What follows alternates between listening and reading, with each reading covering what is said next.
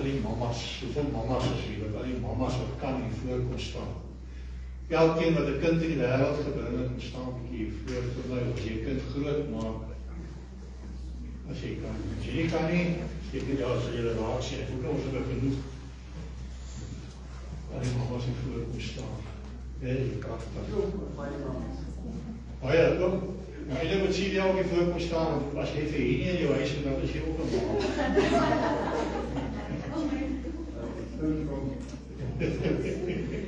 Die hele gemeente staan nie voor. Ja, en dit sê ek is baie van die moeders. Ja, dat is het geval van moeders.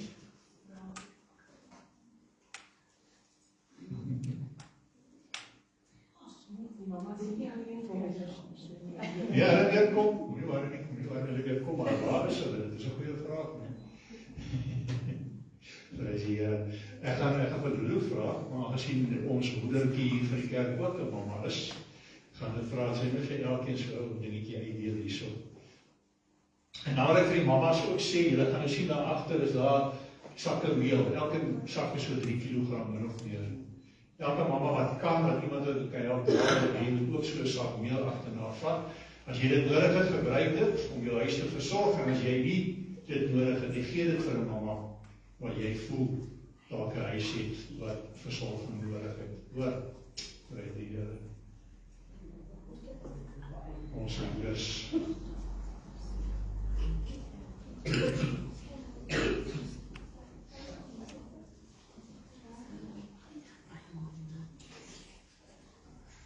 Ons het so 'n familiegroep. Anne-Marie het so 'n foto gesit van 'n epiduraal, so lang naal. Sy nee, daar onthou. En wonder ek met die mamma, die kinders met daai skip gevang het, want dit by die mamas moet deurgaan. Om kinders in die wêreld te bring en om hulle groot te kry.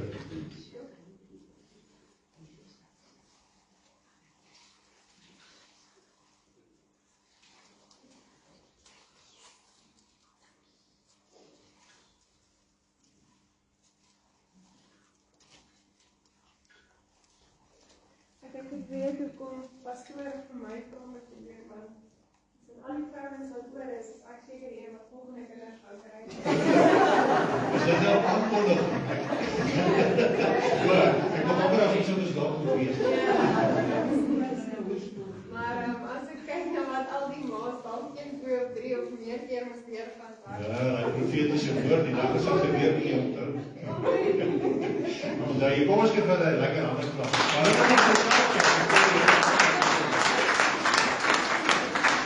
Die Here van die Here van die Here vanmôre en ons eer hulle vir wat hulle doen. Die Here sê die eer kom uit toe, maar geen eer wat dit nodig is. Ons eer. Kom gee nog 'n ander klap.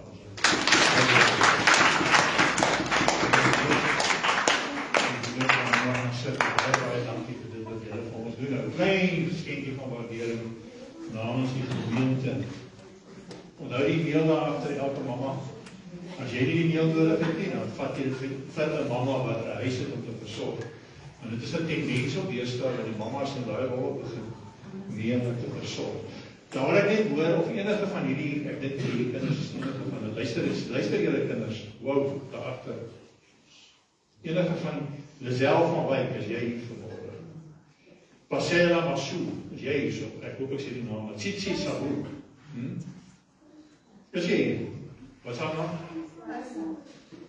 Palesa Masu. Hoe staan jy hier voor? Tsitsi. Dus kinders wat gedoop is, nou so rukkie terug. Cinderella Mitchell.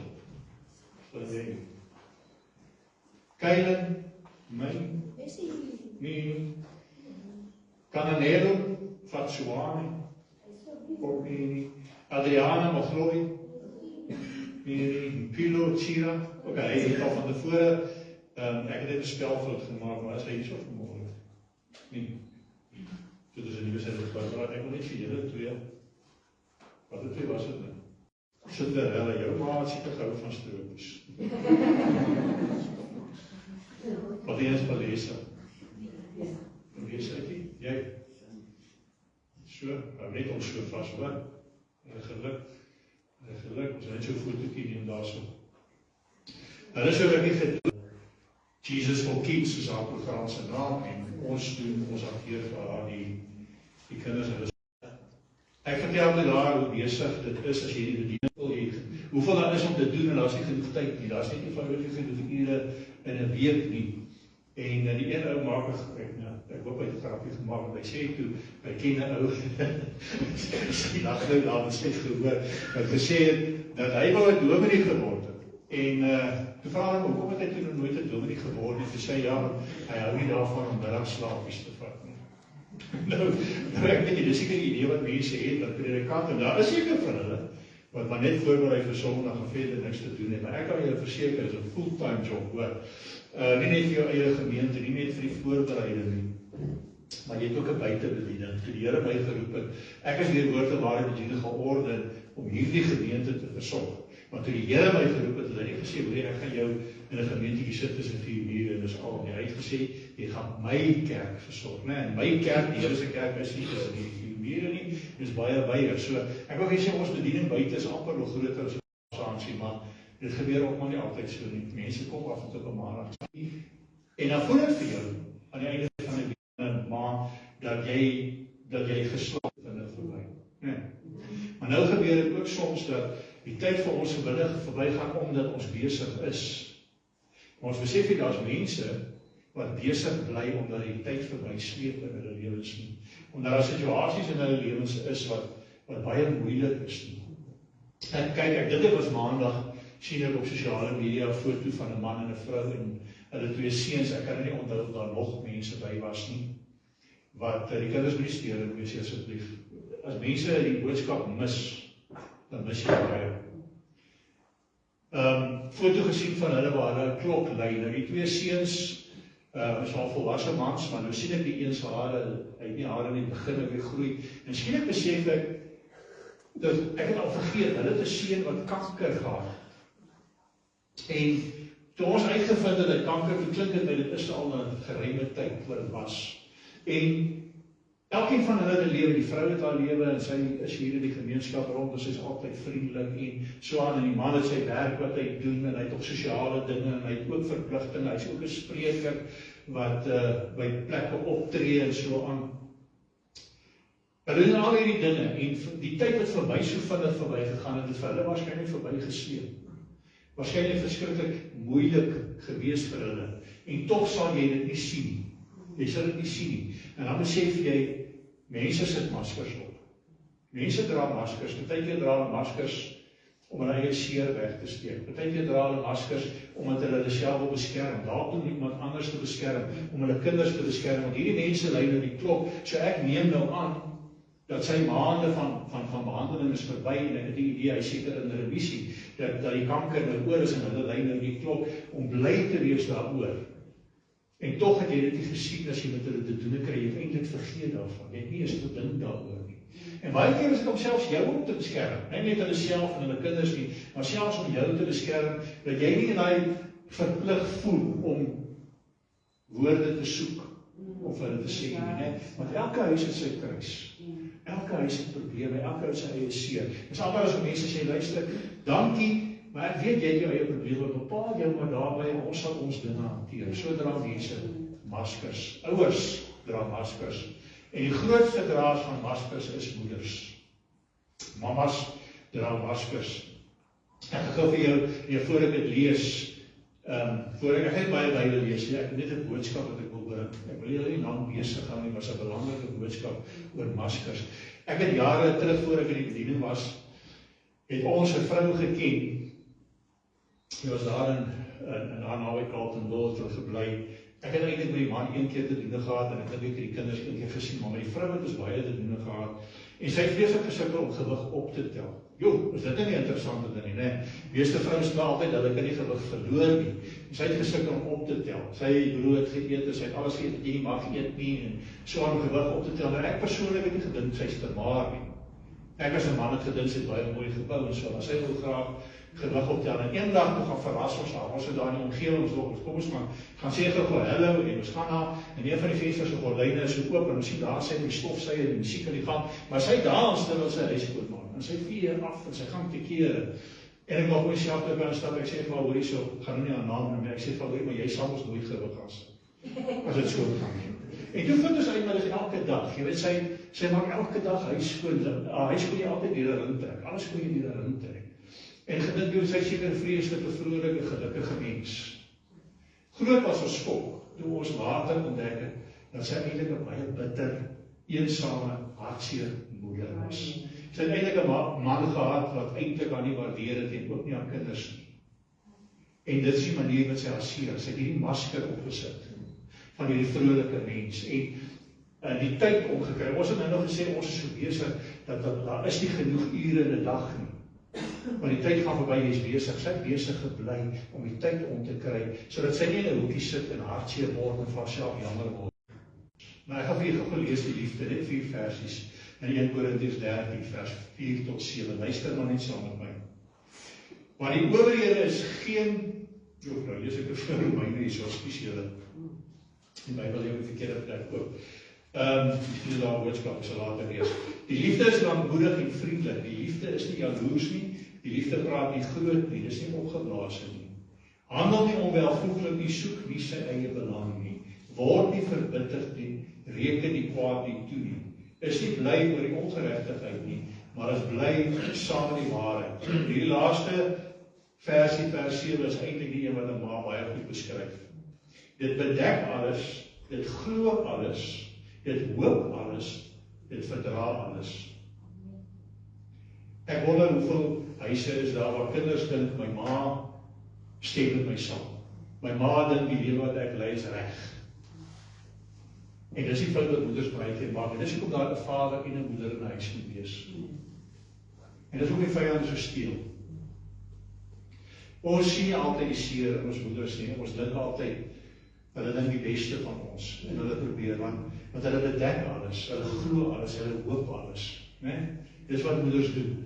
Ek het ook 'n ander geval geweet wat ek van weet waar daar 3 seuns is wat saam terug word. Die ander is 'n bietjie laat lammetjie, nou is 'n laat lammetjie, die een boetie. So hy is 'n bietjie anders groot gemaak en dan het hy ook daardie jaar dat hulle disleksie nog baie verkeerd verstaan. Dis amper gesien asof dit as dit daai so agterstand het dat hy nie iets van sy lewe sal bemaak nie.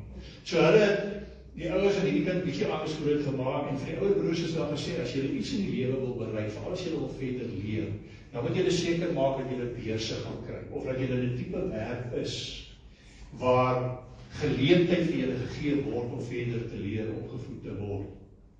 En so het aangegaan. Maar hy het die kind groot gemaak in liefde, maar die pa en die ma is uiteindelik geskei.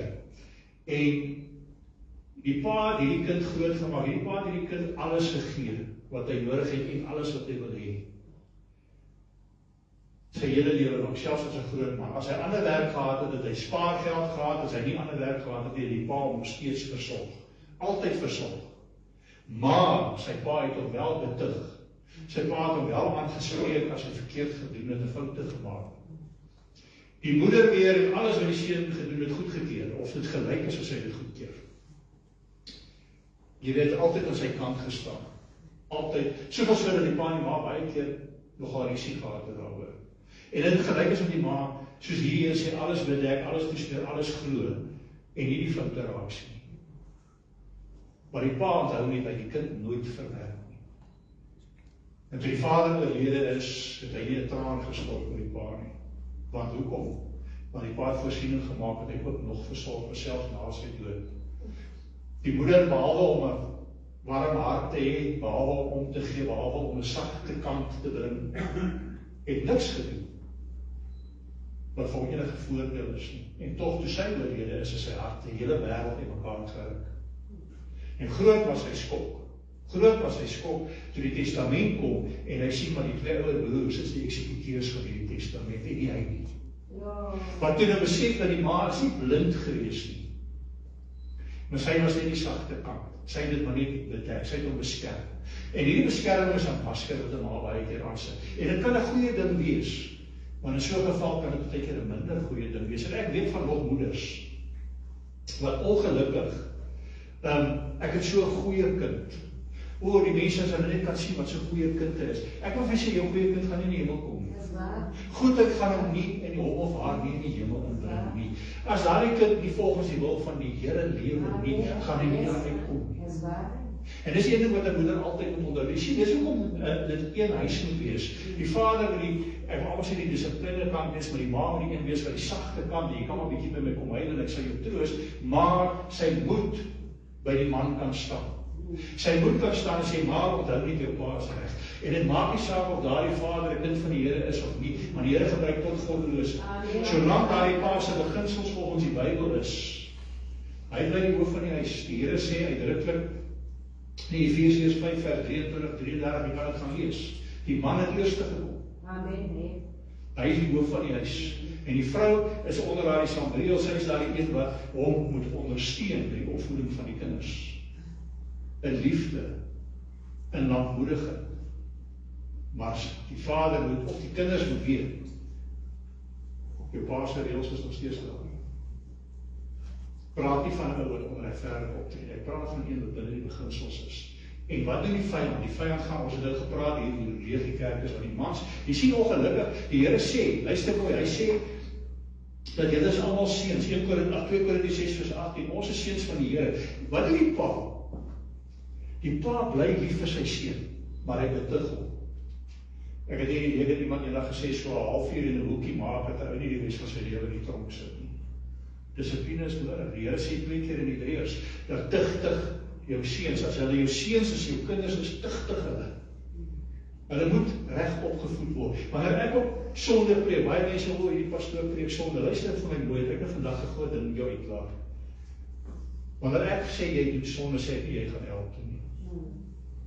Hoor mooi vir jou, 'n vader verwerp nie sy kinders nie. Daai pa sy seun nooit verwerp nie. Hy het nooit sy seun onterf nie. Hy het nooit gegaan en gesê, luister, ek kom met hom niks te doen nie. Trouwens, hy het hom beskerm, maar met dissipline. En daarom sê die Here ook, as ons in Christus is, dan is ons mede-erfgenaam. Hy sê dit 'n paar keer. Hy sê ons is sy seuns en sy dogters. En 'n vader verwerp nooit sy kinders nie. Nooit nie. Dit is kom daai gelykenis van die pa en die seun, wat het hy gedoen? Hy het sy pa verwerp. En uiteindelik beland hy tussen die varke. Maar selfs toe hy bereid is om te draai en terug te kom, sy pa met oop arms, die verlore seun, jy ken daai, Lukas 12. Altyd. Wanneer ons sonde preek, om te sê, jy gaan hel toe gaan nie. Wanneer ons sonde preek, is om vir jou te sê, dat die vader wil jy sonde doen nie, want hy wil jou seën hier en nou. Nie eendag nie, hy wil jou nou seën. Hy wil vir jou nou 'n wonderlike lewe gee. Maar die Here sê, ek straf, net soos die pa kan besluit, jou pa kan besluit. Is dit nodig om jou te straf? As dit nodig is, hoe om jou te straf en wanneer om jou te straf? En dis dieselfde voorreg wat God die Vader het. Hy het die voorreg om te besluit of hy jou gaan straf. Hoe hy jou gaan straf en wanneer hy jou gaan straf. En dit beteken nie jy gaan hel toe gaan nie, maar dit beteken jy gaan 'n lewe lei. Baie dinge hier gebeur dinge wat ons nie van hou nie. En dan ons onmiddellik die duiwel die krediet gee, sê reg is al die duiwel. Sien die duiwel nie? Dis baie keer die Here wat sê nee, ek gaan tig, want ek wil hê hy sy weet verander. Baie dinge wat ons nie blessings ontvang nie van die Here sê nee, ek tig my kind, want ek het hom lief. Ek sit hom vir 'n halfuur in die hoekie, sodat hy nie eendag vir altyd in die tronk sit nie. Sodat hy nie eendag in die hel beland. Dis 'n vaderhart. 'n moederhart is dieselfde. Maar 'n moeder druk haarself net baie keer verkeerd uit. En dis ook wat vanmôre wil waarsku, of vanmôre sê, onthou net as jou ma optree, soos optree beteken nie sy keer dit goed nie. Ou John Bevere skryf, hy en sy vrou eendag aan die tafel gesit.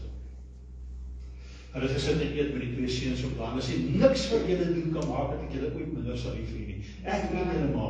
En hulle skryf so lekker reg, so lekker selfvoldaan. Hy sê maar dit beteken nie ons keer goed wat julle doen nie. Selfs al sê ons niks nie. Ons keer dit nie goed, julle weet ons wat's reg en verkeerd. En dis ook of jy sê, jy weet, as kind weet jy baie keer nie die trane wat jou ma stort.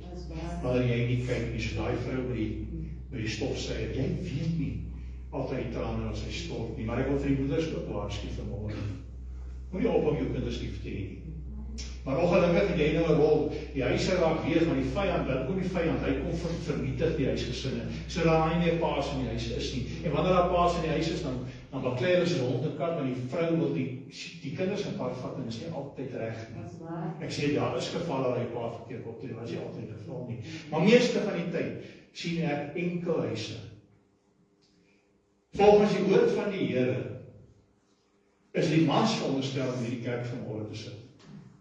Vrouens en kinders is welkom, maar die mans is veronderstel om vanmôre hier te sit en tot woord te ontvang en dan te gaan en by hulle huise priester, profeet en koning te gaan wees, om dan die lering wat hulle geleer het daar te gaan toepas. Maar vandag is dit nog 'n rol wat die moeders moet doen. Dit is dit nie. En dis ook wat die moeders vanmôre wil sê, jy net onthou jy het 'n nuwe rol. Jy het nie net die rol van die sagpeen nie, jy het ook die rol van die vader. Baie moeders het die rol van die vader ook in die huis. Want 'n priesteres, koningin, 'n profetes in haar huis moet wees. Die woorde ek verlede week vir julle gesê, ek gaan lees Romeine sê uitdruklik, nie net hy wat die sondes doen is skuldig, ook hy wat dit goedkeur. Ons het Spreuke gelees wat die Spreuke gesê, Spreuke 14 gewerk onthou. Hy wat goed sleg noem en sleg goed, is 'n grief.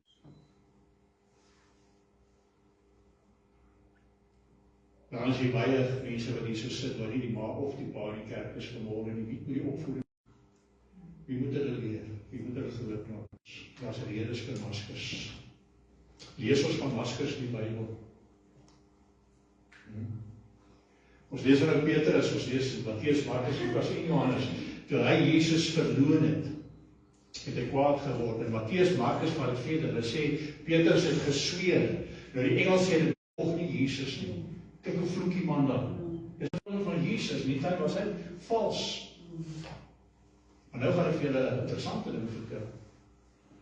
Masker gedra. Here Jesus Christus, God die Vader, in die hemel kom met sy verheerlikte liggaam. Hy kom en hy's bekleed met 'n verganklike liggaam, dis nie sy liggaam nie. Dis 'n masker. Hy het in hierdie wêreld ingekom met 'n masker ter wille van my en vir jou. Hy het gekom deur 'n vleeslike vrou gebore te word, vleeslik vir ons te word, masker te dra, 'n masker, 'n liggaam wat kan pyn verdra, wat verneder kan word, wat vrees nie, wat swak kan wees, en belangrikste van alles, wat kan doodgaan, sodat hy vir ons, vir my en vir jou in die kruis kan sterf. Nie net daardie masker nie, hy het hoeveel keer dat hulle hom geïdentifiseer en gesê, maar hy is die Messias, en sê, gaan hulle vertel niemand, wat sou gedoen het is hulle hom geweet dat hy is die Messias. Hulle sou hom gesalf as koning. Hulle is hom net daar gesalf as koning, en nou vir my sê, maar dit was 'n goeie ding, nie as jy 'n goeie ding, onder die wet. Jesus het gegaan van ouderdom, en hulle is nog steeds onder die wet gewees, en ek en jy sou nog steeds as heidene verlore gewees het, want Jesus Christus kon nooit gekruisig word nie. Hulle moes hom kruisig, hulle moes hom haat dat hulle hom kan kruisig. As gevolg daarvan is ons bevry, die Jood sowel as die nie-Jood. Dis wat ons praat van 'n Ou Testament en 'n Nuwe Testament, ek het dit al verduidelik, ek gaan dit weer doen. Ou Testamenties is jou pa stel 'n testament op, wanneer jy nog klein kindertjies is wat met melkies gevoed word. Nee, dis hoe die Jode was. En hy gee vir hulle 'n tugmeester, naamlik die wet, gee hy vir hulle. Hy gee vir die tugmeester wat kan seker maak om hulle in orde te hou. Net soos wat ons klein kindertjies stel ons eksekuteer aan, want iemand moet hulle belange ons na kyk. Maar nou deur Jesus Christus in die kruis het hy nie net wat gedoen nie.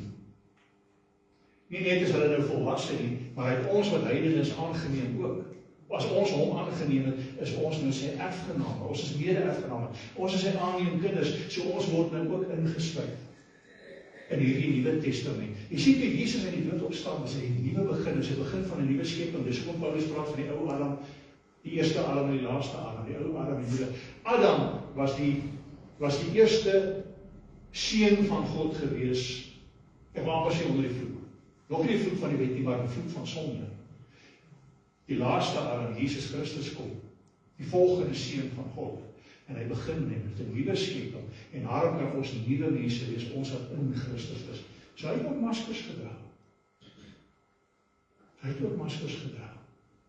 Sien julle hoe maskers kan 'n goeie ding en 'n slegte ding wees? So gaan ons lewe aan, soms dra dit ons om self te beskerm. Ander mense doen dit om vals te wees. Maar wil sê, 'n ma dra nie om vals te wees, sy doen dit want sy dink sy beskerm haar kinders. Maar ons as kinders moet dit altyd besef, beteken dit sy maar net 'n masker aan die liefde, want sy wil die beste van jou glo. Sy hoop jy gaan verander. Maar die ma's moet ook weet, is ons veronderstel om maskers te dra, kan ons maskers dra. Ek gaan julle 'n verhaaltjie vertel. En daarmee gaan ek afsluit, ek geloof ek nie vanaand 'n volgende lang storie hê nie. Daar was eendag hierdie verhaal van 'n koning. En hierdie koning was baie streng in sy regering. Hy was 'n baie streng koning, hy was eintlik 'n harde man gewees. En hy sien eendag 'n mooi dame daar in die koninkryk en hy besluit, maar hy wil haar sy koningin maak. Hy gaan haar nooi, hy wil haar leer ken en dan wil hy 'n huweliksaanbod maak. Maar toe hy in die spieël kyk, toe sien hy tog, maar hy het so 'n harde gesig, dat sy gaan nie in hom belangstel. En hy gaan en hy kry iemand, 'n kunstenaar wat met grimering werk, en hy vra hierdie grimeerkunstenaar om net sy lyne 'n bietjie sagter te maak en om hom te leer om dit self ook te doen. En die grimeerkunstenaar sê toe, ek sal dit doen, maar daar's 'n voorwaarde aan. Die voorwaarde is, jy sal jou houding ook 'n bietjie moet verander. Dit gaan nie help jy lyk sagter, maar jy is nog steeds 'n harde mens nie. Jy gaan tog maar 'n bietjie moet verander. Hy sê nie is reg en hy wys vol woorde. Dis nie 'n groot storie, net hier en daar 'n lyntjie en hy word bietjie sagter gemaak en hy wys vol woorde hy dit kan doen. En hy doen dit toe. En uiteindelik, lang storie kort, hy kry toe hierdie koning en hy trou met haar en alles. Maar onthou net, hy sê hy het net hierdie masker op die gesig nie. Hy het ook die masker wat maak dat hy bietjie anders te optree. Met ander woorde, hy tree nie op soos sy natuur is nie. Hy tree op soos wat hy nou moet optree om te pas by die gesig. En hy word 'n baie gewilde koning. In sy regering, hy is nog steeds sy autokratiese regering, maar hy het 'n beter manier wat hy regeer, hy menslikheid het in hom ingekom. En so het maande verbygegaan en eendag besef hy, maar ek is vals. Ek is vals. Ek wil nie meer so wees nie, die vrou is mos nou lief vir my en alles. En hy gaan en hy was sy geplaas van elke oggend, hy vroeg opgestaan, hy gekyk dat al die lyne reg is, en hy was sy gesig. En hy kyk in die spieël, maar hy sien nog steeds, maar hy is nog nie hierdie harde man nie. En hy was weer sy gesig, hy sien nie, die goed wil nie afkom nie. En hy gaan na hierdie grimeerkunstenaar toe en sê, hoor, jy wil nie skryf die gesig aftaal, die grimeerkunstenaar sê, daar's niks op jou gesig nie. Daar's niks. Jy het die masker so lank gedra, dat jy verander het, dat jy lyk soos die masker. En ons is veronderstel te wees, ek wil vir jy sê, mense dink jy is, die oomblik as jy die Heilige Gees ontvang het, is jy is 'n nuwe mens, maar die nuwe mens is 'n mens wat 'n hart het, wat wil verander. Maar jy het nie ewe skielik, dat jy nie meer sondige gedagtes het nie, dat jy nie meer 'n gesondige natuur of gehardheid het, die gaat nie. Dis 'n besluit wat jy neem, om te sê, ek wil nou lyk soos 'n kind van die Here. So wat doen jy? Jy trek 'n masker aan. Wat is daai masker? Jy bekleed jou met Jesus Christus. Jy bekleed jou met Jesus. Daar's verskeie tekste wat sê, in Romeine 13:14, kom ek lees gou vir jou. En dit is van die Romeine ingekom het nou. Romeine 13:14 sê, moet ek kyk wat sê. Hy sê hierso, maar bekleed julle met die Here Jesus Christus en maak geen voorsorg vir die vlees om sy begeerlikhede te bevredig. En met ander woorde, bekleed jou met die beeld van Christus en luister nie meer wat jou vleeslike begeertes sê. Dis 'n pad wat jy loop. Want jy elke liewe oggend daai wapenrusting aantrek. Efesiërs 6. By elke oggend daai wapenrusting aantrek. Jy elke dag jou bekleed met Here Jesus Christus en sê, ek wil nie lewe soos ek wil lewe nie. Ek wil lewe soos 'n kind van die Here. Ek wil lyk soos 'n kind van Jesus. Mense moet Jesus in my sien, want dit is 'n besluit wat ek geneem het. Net soos wat vergifnis 'n besluit is wat jy neem, is dit om met Jesus bekleed te wees 'n besluit wat jy neem. Dis nie iets wat outomaties gebeur nie. Jy moet elke dag besluit, vandag gaan ek lewe soos 'n kind van die Here. Elke ding wat ek doen, gaan ek vra, what would Jesus do? Wat sal 'n kind van die Here doen? En dan lewe jy so. En as jy eendag jou oë uitvee, dan gaan jy agterkom, dis nie meer iets wat ek forceer nie. Dis nie meer iets wat ek moet wil nie, dis iets wat outomaties is. As jy die masker wil afwas, dan gaan jy met my afwas en dan gaan jy sien, maar ek is nog steeds bekleed met die Here Jesus Christus en ek tree nog steeds op soos 'n kind van die Here. Verstaan jy wat ek vanmôre met die eenvoudige boodskap sê van maskers? Maskers kan goed wees, maskers kan sleg wees. Maar ek sê vanmôre as jy nog nie het, trek daardie masker op, bekleed jou met Christus. Amen. Amen. Kom ons sluit die oop. Eerbare Vader, ek wil vir U dankie sê. Ek wil vir U dankie sê dat U daardie onverganklike liggaam agtergelos het en in hierdie wêreld gekom het as verganklike persoon. Daardie ander liggaam 'n masker gedra ter wille van my, ter wille van elkeen hier. Sodat U uiteindelik 'n sterflike dood kon sterf. Sodat U uiteindelik die prys kon betaal vir ons sondes.